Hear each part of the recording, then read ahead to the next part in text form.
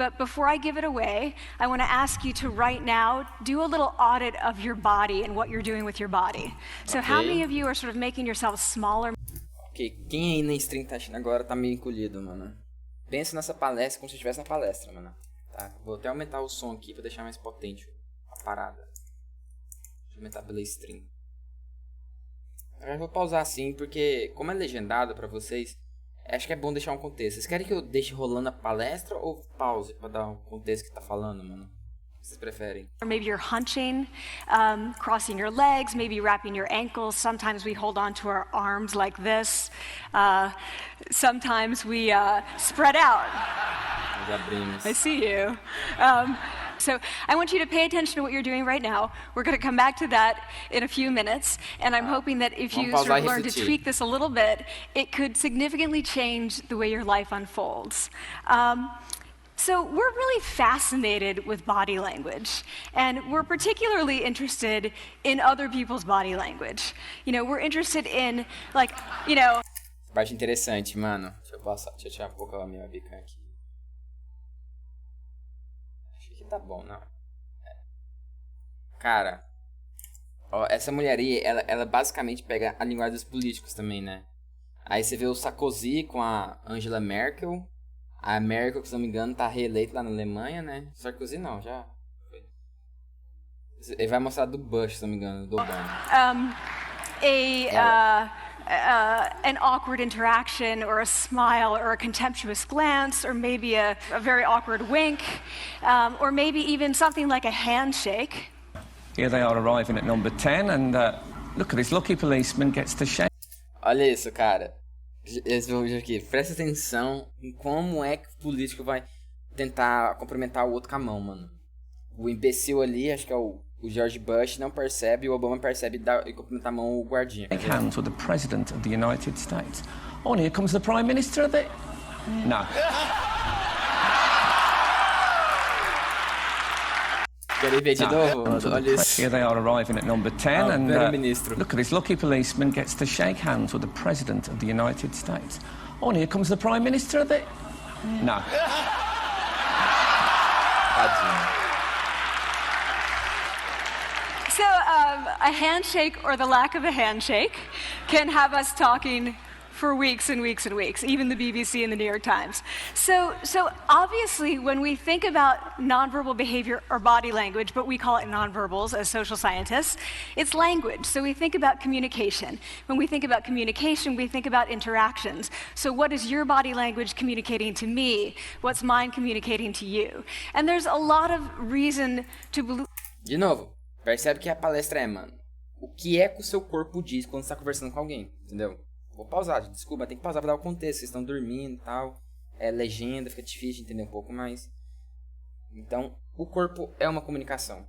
To believe that this is a valid way to look at this. So social scientists have spent a lot of time looking at the effects of our body language or other people's body language on judgments. And we make sweeping judgments and inferences from body language. And those judgments can predict really meaningful life outcomes, like who we hire or promote, who we ask out on a date. For example, Nalini Ambady, a researcher at Tufts University, shows that when people watch 30-second soundless clips of real physician-patient interactions, their judgments of the physician's niceness predict whether or not that physician will be sued. Pelo que eu entendi, se as pessoas verem clipes de interação humana entre o médico e um paciente, onde que eles não se falam durante 30 segundos, um clipe mudo, na verdade, não, desculpa. Você tá assistindo o clipe, né, mas ele tá mudo. Mas você consegue enxergar ali como é que tá a situação entre o médico e o paciente. Eles estão se falando, só que o clipe se tá mudo. Então você vai ver se vai determinar se o médico é competente ou não, com base no comportamento dele ali, do corpo. So it doesn't have to do so much with whether or not that physician was incompetent, but do we like that person and how they interacted? Even more dramatic, Alex Todorov at Princeton has shown us that judgments of political candidates' faces in just 1 second predict 70% of U.S. Senate and gubernatorial race outcomes. And even, let's go digital, emoticons used well in online negotiations can lead you to claim more value from that negotiation. If you use them poorly, bad idea, right? So, é a mesma coisa no WhatsApp, mano. Tem uma pesquisa aí que quando você conversa com alguém no WhatsApp e escreve em letra maiúscula a primeira letra e depois termina a frase com um ponto, tá? Apenas a primeira letra da frase, letra maiúscula, é normal, tudo português bonitinho, depois termina com um ponto. A sensação que dá é que aquela pessoa não dá pra confiar. Vocês sabiam disso? Então, se você é o cara do WhatsApp que começa tudo certinho, depois termina com um ponto, você passa a sensação para as pessoas que você não é uma pessoa confiável. So when we think of nonverbals, we think of how we judge others, how they judge us, and what the outcomes are. We tend to forget, though, the other audience that's influenced by our nonverbals, and that's ourselves. We are also influenced by our nonverbals, our thoughts and our feelings and our physiology. So what nonverbals am I talking about? I'm a social psychologist, I study prejudice, and I teach at a competitive business school. So it was inevitable that I would become interested in power dynamics. I became especially interested in nonverbal expressions of power and dominance. And what are nonverbal expressions of power and dominance? Well, this is what they are. So in the animal kingdom, they are about expanding. So you make... Percebe, mano? Poder, ó. Isso é no reino animal. É certo isso. Ó o jeito que tá os braços, mano. Ó a cara do Wukong ali. Forte. E o outro com os braços expansivo, mano. Make yourself big. Então, se você faz grande, you se estica, stretch out, you take up space, you're basically espaço. opening up. It's about opening up. Tipo assim, eu, por exemplo, quando eu tô streamando, eu gosto de fazer assim, ó, tá vendo? And this is true across the animal kingdom. It's not Olha just isso. limited to primates, and humans do the same thing. Olha. So they do this both when they have Oprah. power sort of chronically, and also when they're Michael. feeling powerful in the moment. And this one is especially interesting because it really shows us how Olha universal isso. and old these expressions of power are. This expression, which is known as pride, Jessica Tracy has studied, she shows that people who are born with sight and people who are congenitally blind do this when they win at a physical competition. So when they cross the finish line and they've won, it doesn't matter if they've never seen anyone do it, they do this. So the arms up in the V, the chin is slightly lifted. What do we do when we feel powerless? We do exactly the opposite. We Olha close... isso, ao oposto. Quando a gente se sente sem poder, mano. Traído, fechado, nos dobramos. Essas palavras são úteis pra vocês até agora, mano. Vocês já pararam pra pensar nesses conceitos aí? Eu já assisti essa uma vez e nunca esqueci, mano. Sempre que eu vejo alguém mais retraído assim, é bem claro que ela tá se sentindo desconfortável ou caralho a quatro, entendeu? Eu, por exemplo, quando vou em consulta médica, eu já notei muito isso, mano. Quando eu vou em consulta médica, eu não sei porquê, cara, mas eu me associo com uma pessoa muito inferior em relação ao médico. Eu já notei isso, cara. Toda vez que eu vou no médico, eu fico retraído, sabe? Não tô zoando. Eu começo a conversar baixinho, eu começo a ficar assim, ó. Sabe, olhando pra baixo. Tanto é que eu passei a perceber recentemente, cara. Na minha última consulta médica, eu tentei ser mais expansivo.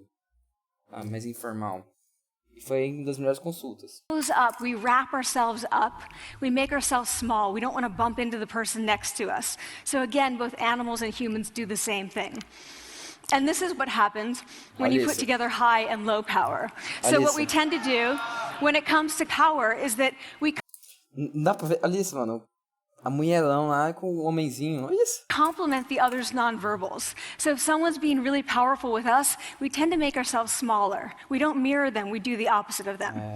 So I'm watching this behavior in the classroom, and what do I notice? I notice that MBA students really exhibit the full range of power nonverbals. So you have people who are like caricatures of alphas, like really coming into the room, they get right into the middle of the room, before class even starts, like they really want to occupy space. When they sit down, they're sort of spread out, they raise their hands like this. You have other Na escola eu sempre fui o oposto, mano. Se eu fosse entrar na sala lá, num ambiente que eu não conheço a priori, eu vou entrar da maneira mais quietinha possível. people who are virtually collapsing when they come in. As soon as they come in, you see it. You see it on their faces and their bodies, and they sit in their chair and they make themselves tiny, and they go like this when they raise their hand. Aí não. I noticed a couple things about this. One, you're not going to be surprised. It seems to be related to gender. Ao gênero aí, ó. So, women Mulheres são are mais much propensas a more isso. likely to do this Professor? kind of thing than men. Professor? Women feel chronically less powerful than men, so this is not surprising. Ó, isso não é machismo, tá? Não é machismo. Mulheres sentem com menos poder que os homens de forma crônica. Isso são estudos, mano. Infelizmente. As coisas são assim. Mulheres sentem com menos poder que os homens de forma crônica. Women feel chronically less powerful than men, so this is not surprising. But the other thing I noticed is that it also seemed to be related to the extent to which the students were participating and how well they were participating. And this is really important in the MBA classroom because participation counts for half the grade. So, business schools have been struggling with its gender grade gap. You get these equally qualified women and men coming in, and then you get these differences in grades, and it seems to be partly attributable to participation. So I started to wonder, okay, so you have these people coming in like this, and they're participating. Is it possible that we could get people to fake it, and would it lead them to participate more? So, E aqui vai estar o resumo da... Vou parar de pausar. Finja que você vai ficar melhor do que não fingir. my main Percebe? collaborator, Dana Carney, who's at Berkeley, and I really wanted to know, can you fake it till you make Till it? make it. Like, can you do this just for a little while and actually experience a behavioral outcome that makes you seem more powerful? So we know that our nonverbals govern how other people think and feel about us. There's a lot of evidence, but our question really was, do our nonverbals govern how we think and feel about ourselves? There's some evidence that they do, so we can feel about. Será que nossos não verbais governam como sentimos e pensamos sobre nós mesmos? Nossos comportamentos, eu imagino, né, cara? Não é o que fala. Na verdade, nem é o que pensa. É simplesmente você... Talvez é você burlar o seu pensamento, cara. Dizer, quer saber, eu tô forte. Eu me sinto poderoso. Entendeu? E isso vai refletir o jeito que você mexe com o seu corpo, mano. Aí ela vai dizer que as evidências sugerem que sim. Algumas. About ourselves. There's some evidence that they do. So, for example, when we smile when we feel happy, but also when we're forced to smile by holding a pen in our teeth like this, it makes us feel happy. So it goes both ways. When it comes to power, it also goes both ways. Então, vou anotar aqui. Quando eu estiver... Vocês vão lembrar eu, mano. Prometem, Ohara. Quando eu estiver triste ou nervoso, ponha uma caneta na boca para forçar um riso. So when you feel powerful, you're more likely to do this. But it's also possible that when you pretend to be powerful, you are more likely to actually feel powerful. So the second question really was, so we know that our minds change our bodies, but is it also true that our bodies change our minds? And when I say minds, in the case of the powerful, what am I talking about? So I'm talking about thoughts and feelings and the sort of physiological things that make up our thoughts and feelings. And in my case, that's hormones. I look at hormones. So what do the minds of the powerful versus the powerless look like? So powerful people tend to be, not surprisingly, more assertive and more confident, more optimistic. They actually feel that they're going to win even at games of chance. They also tend. Todo mundo que é excelente em algo que faz são pessoas confiantes demais, mano. Pode ver. Pega o Yoda pra você ver, mano. Cara, ele é confiante em tudo que faz, né?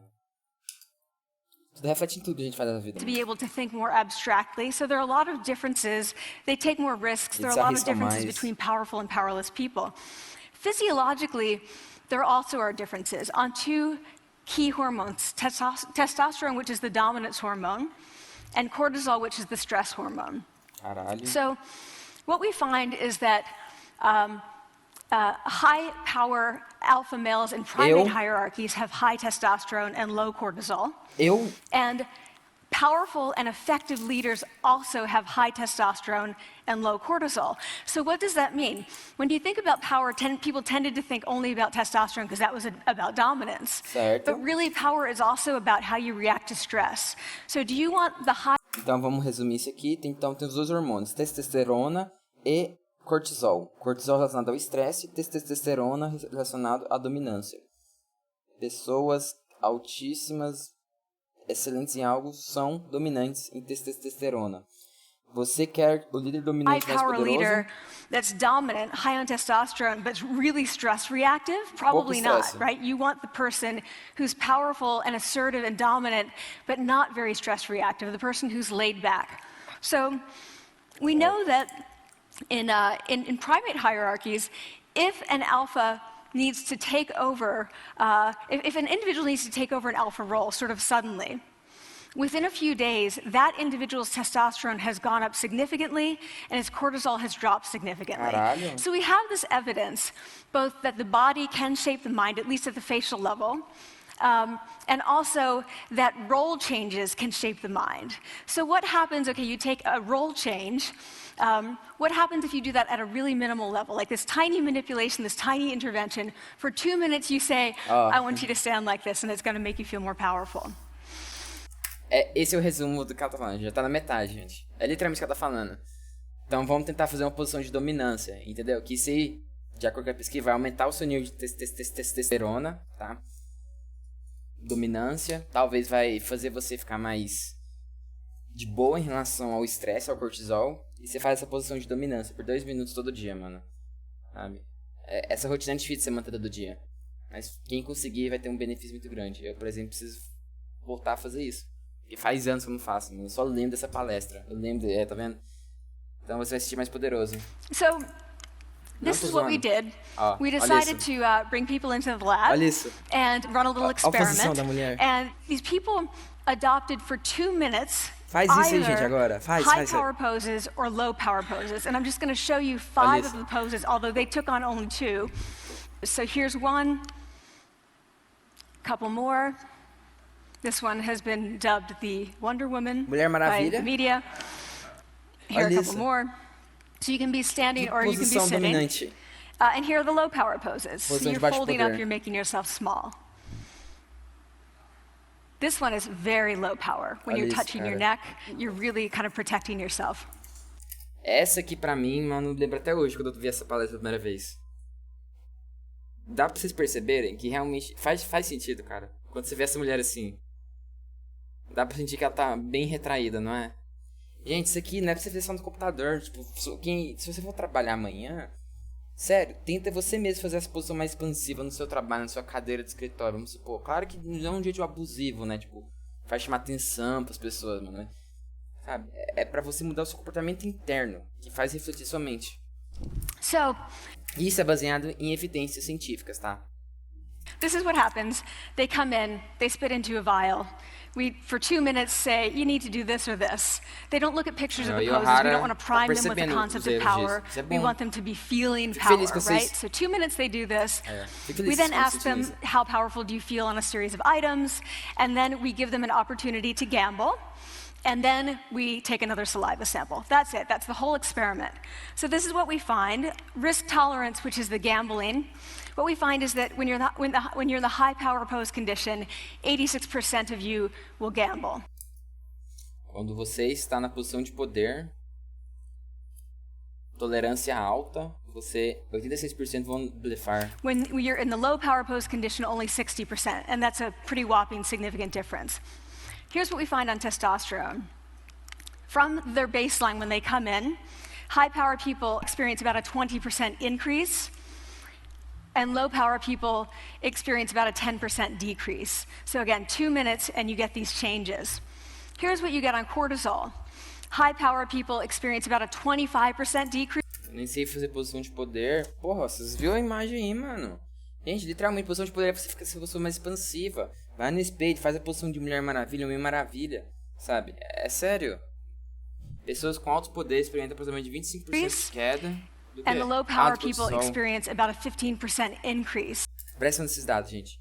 Uma pessoa que tem cortisol, que faz posição desse poder, ela experimenta um cortisol menor. Aí mostra 44%. 40%. Ó, pessoas com alto poder experimentam aproximadamente 25% de queda de cortisol. Cortisol é o hormônio do estresse. E quem tem baixo poder naturalmente sente mais estresse. The low power people experience about a 15% increase. So 2 minutes lead to these hormonal changes that configure your brain to basically be either assertive, confident, and comfortable, or really stress reactive, and feeling sort of shut down. And we've all had that feeling, right? So it seems that our nonverbals do govern how we think and feel about ourselves. So it's not just others, but it's also ourselves. Also, our bodies change our minds. But the next question, of course, is, can power posing for a few minutes really change your life in meaningful ways? So this isn't a lab, it's a little task, it's just a couple of minutes. Where can you actually apply this, which we cared about, of course.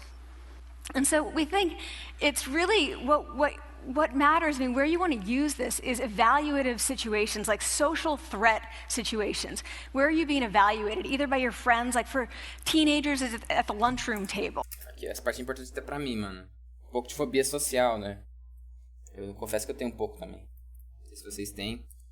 Mas, ó, você vai explicar até nos casos comuns. Ó, para adolescentes seria na mesa de almoço. It could be, for some people it's speaking reunião de conselho escolar, at a school board meeting. It might be giving a pitch, or giving a talk like this, or doing a job interview. Entrevista de emprego. We decided that the one that most people could relate to, because most people had been through, was the job interview. So we published these findings, and the media are all over it, and they say, okay, so this is what you do when you go in for the job interview, right? Aí alguém no chat falou, Mata, mas eu achei que essas posições expansivas era mal educado. Então, é mal educado se você estiver num ambiente ali com pessoas por perto e tal, sabe? Na sua cadeira de escritório, dessa maneira, ó, tá vendo? So we were of course horrified, and said, essa é a mídia que criticou esse estudo científico. Aí o estudo científico teve que rebater eles. Não, a gente não quis dizer isso. Oh my God, no, that's not what we meant at all, for numerous reasons. No, don't do that. Again, this is not about you talking to other people, it's you talking to yourself. What do you do before you go into a job interview? You do this, right? You're sitting down, you're looking at your iPhone or your Android, not trying to leave anyone out. You're looking at your notes, you're hunching up, making yourself small, when really what you should be doing maybe is this, like in the bathroom. Right? Banheiro, você faz do that, isso. find 2 minutes. Banheiro, 2 so minutos. That's what we want to test, okay? So we bring people into a lab, and they do either higher, low power poses again. They go through a very stressful job interview. It's 5 minutes long. They are being recorded. They're being judged also. And the judges are trained to give no nonverbal feedback. So they look like this. Like, imagine this is the person interviewing you. Nossa. So for 5 minutes, nothing. And this is worth. Imagina um cara desse entrevistando você. Eu já vou adiantando que, mano, dá um certo medo, não dá? A face dele dá um medo. Worse than being heckled. People hate this. It's what Marianne LaFrance calls standing in social quicksand. So this really spikes your cortisol. So this is the job interview we put them through, because we really wanted to see what happened. We then have these coders look at these tapes, 4 of them. They're blind to the hypothesis, they're blind to the conditions. They have no idea who's been posing in what pose. And they end up looking at these sets of tapes, and they say, oh, we want to hire these people, all the high power posers. We don't want to hire these people. We also evaluate these people much more positively overall. But what's driving it? It's not about the content of the speech. It's about the presence that they're bringing to the speech. We also, because we rate them on all these variables related to sort of competence, like how well structured is the speech? How good is it? What are their qualifications? No effect on those things. This is what's affected, these kinds of things. People are bringing their true selves, basically. They're bringing themselves. They bring their ideas, but as themselves, with no, residue over them. So this is what's driving the effect, or mediating the effect. So when I tell people about this, that our bodies change our minds, and our minds can change our behavior, and our behavior can change our outcomes, they say to me, it feels fake, right? Parece falso, essa parte é importante também, mano. Vocês podem sentir isso, mano. Ninguém pensou em agora? Porra, fazer isso, Mata, mas eu sinto falso. Pois é. Aí ela fala, fake it until you make it. Finge até conseguir, mas é bom a expressão em inglês, cara. Mais poderosa. Fake it until you make it. Finja até você conseguir. So I said fake it till you make it. Like, it's not me. Like, I don't want to get there and then still feel like a fraud. I don't want to feel like an imposter. I don't want to get there only to feel like I'm not supposed to be here. And that really resonated with me, because I want to tell you a little story about being an imposter and feeling like I'm not supposed to be here. When I was 19, I was in a really bad car accident. I was thrown out of a car, rolled several times. I was thrown from the car, and I woke up in a head injury rehab ward, and I had been withdrawn from college. And I learned that my IQ had dropped by 2 standard deviations, which was very traumatic. Mano, essa mulher é uma deusa, né, cara? Tipo, vocês podem ver que ela tá falando do acontecimento que aconteceu com ela. Acontecimento que aconteceu. Do acidente.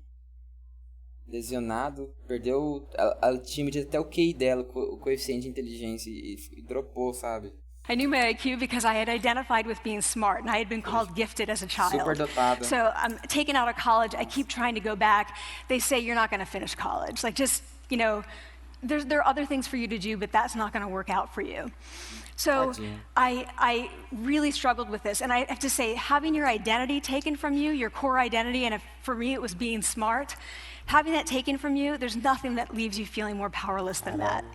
So I felt entirely powerless. I worked and worked and worked, and I got lucky and worked and got lucky and worked. Eventually I graduated from college. It took me 4 years longer than my peers. And I convinced someone, my angel advisor, Susan Fisk, to take me on. And so I ended up at Princeton, and I was like, I am not supposed to be here. I am an imposter. And the night before my first year...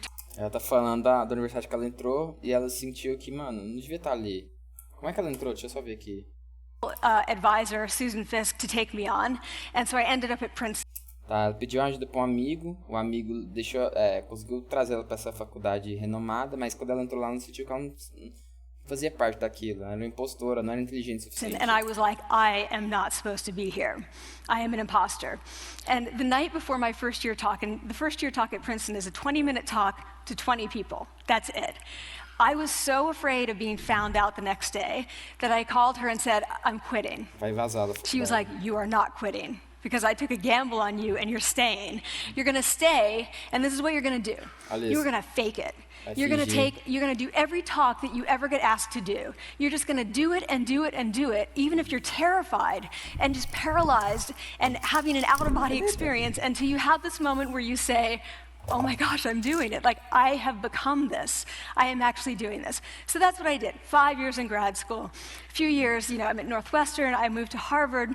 I'm at Harvard. I'm not really thinking about it anymore, but for a long time I had been thinking, not supposed to be here, not supposed to be here. So at the end of my first year at Harvard, a student who had not talked in class the entire semester, who I had said, look, you gotta participate or else you're gonna fail, came into my office. I really didn't know her at all. And she came in totally defeated, and she said, I'm not supposed to be here. Tadinha. And that was the moment for me, because 2 things happened. One was that I realized, oh my gosh, I don't feel like that anymore. You know, I don't feel that anymore, but she does, and I get that feeling. And the second was, she is supposed to be here. Like, she can fake it, she can become it. So I was like, yes, you are. You are supposed to be here, and tomorrow you're gonna fake it, you're gonna make yourself powerful, and, you know, you're gonna... and you're gonna go into the classroom, and you are gonna give the best comment ever, you know? And she gave the best comment ever, and people turned around, they were like, oh my God, I didn't even notice her sitting there, you know? She comes back to me months later, and I realized that she had not just faked it till she made it, she had actually faked it till she became it. So she had changed.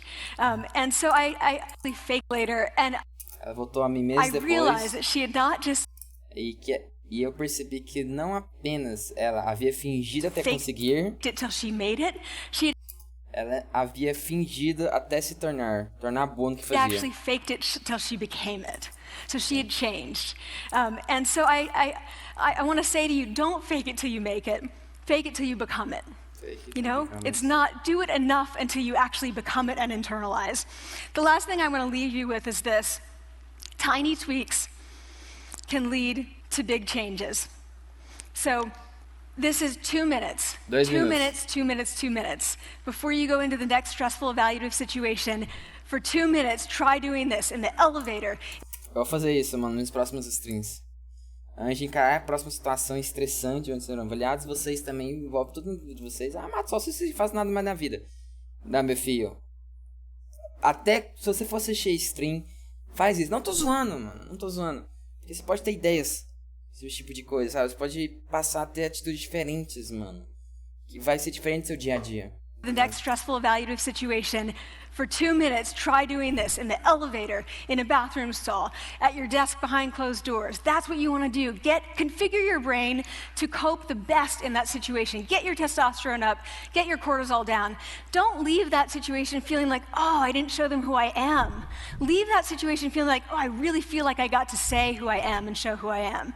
So I want to ask you first, both to try power posing, and also, I want to ask you to share this science, because this is simple. I don't have ego involved in this. Give it away. Share it with people, because the people